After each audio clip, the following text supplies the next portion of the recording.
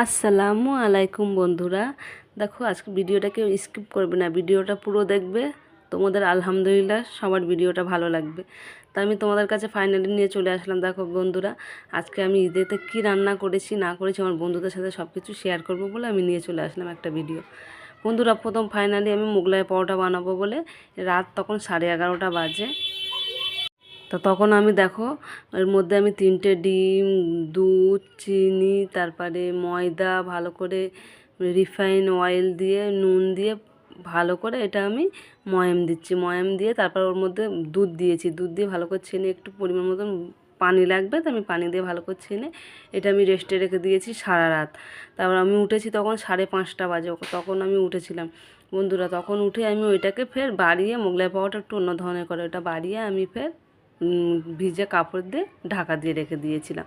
এদিকে আমি সিমইটা বসিয়ে দিয়েছি বন্ধুরা। কালকের সিমইটা ভাজছিলাম, আপনাদের দেখিয়েছিলাম। ওই ভাজার সিমইটা এই নারকেলের দুধ, একটু কেনা দুধ, মাদার ডেয়ারির দুধটা দুটো মিলিয়ে দিয়েছি। নারকেলের দুধ একটু পাতলা হয়, নারকেলের দুধের খুব টেস্ট হয় কিন্তু একটু পাতলা হয়। আর এই ময়দাটা দেখো বন্ধুরা, ওই মাখিয়ে রেখেছি বলেছিলাম তারপরে দেখো ওইদিকে সিমইটা দিয়ে প্রথম দুধের মধ্যে আমি এলাচ আর তেজপাতা দিয়ে ভালো করে ফুটিয়ে সিমুইটা দিয়ে চিনি দিয়ে সব কাজু কিশমিশ সব রকমের মশলা দিয়ে ভালো করে হয়ে গেছে। ওইদিকে সিমুইটা হচ্ছে, এইদিকে দেখো লাল লাল মাংস কষা করেছি বন্ধুরা।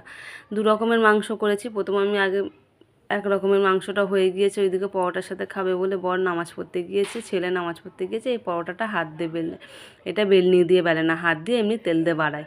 এবার ছাকা তেলে ভাজে, ওই ছাকা তেলে ভাজি বন্ধুরা। এত সুন্দর এই পরোটাটা হয়েছে কি বলবো, না খেলে তোমরা বুঝবে না, খুব টেস্ট। পরোটাটা হয়ে গিয়েছে দেখো বন্ধুরা, ফাইনালি বরকে খেতে দিয়েছি, বর আর ছেলেকে খেতে দিয়েছি। এদিকে চিকেনটা বসিয়েছি, ছেলে আবার চিকেন খেতে খুব ভালোবাসে, বলছে মাম্মা তুমি চিকেন বানাওনি কেন? ওই জন্য আমি আগে বাবু তুমি খেয়ে নাও, তারপর চিকেনটা দুপুরবেলা ভাত দিয়ে খাবে। এদিকে ভাত হয়ে গিয়েছে, সব রান্না টান্না হয়ে গিয়েছে বন্ধুরা। ওইদিকে দিদি ফোন করেছে, বলছে একটু আয়, একটু ঘুরে যা। তা দিদির বাড়ি দেখো, ওই দিদির বাড়ি যাবো বলে দিদি আমাকে ফোন করেছিল বন্ধুরা, শুধু বলছে আয় একটু আয়, এসে ঘুরে যা, যে একটু সিমুই টিমুই খেয়ে যা। কিন্তু আজকে ইচ্ছা করে না খেতে বন্ধুরা, কেন বলতো সবার বাড়িতে হয় তো যেন ভালো না। আমার দিদি বারবার ডাকছে, তাই আমি যাচ্ছি। এই দিদির বাড়ি চলে এসেছি, দিদি ফিরনি করেছে।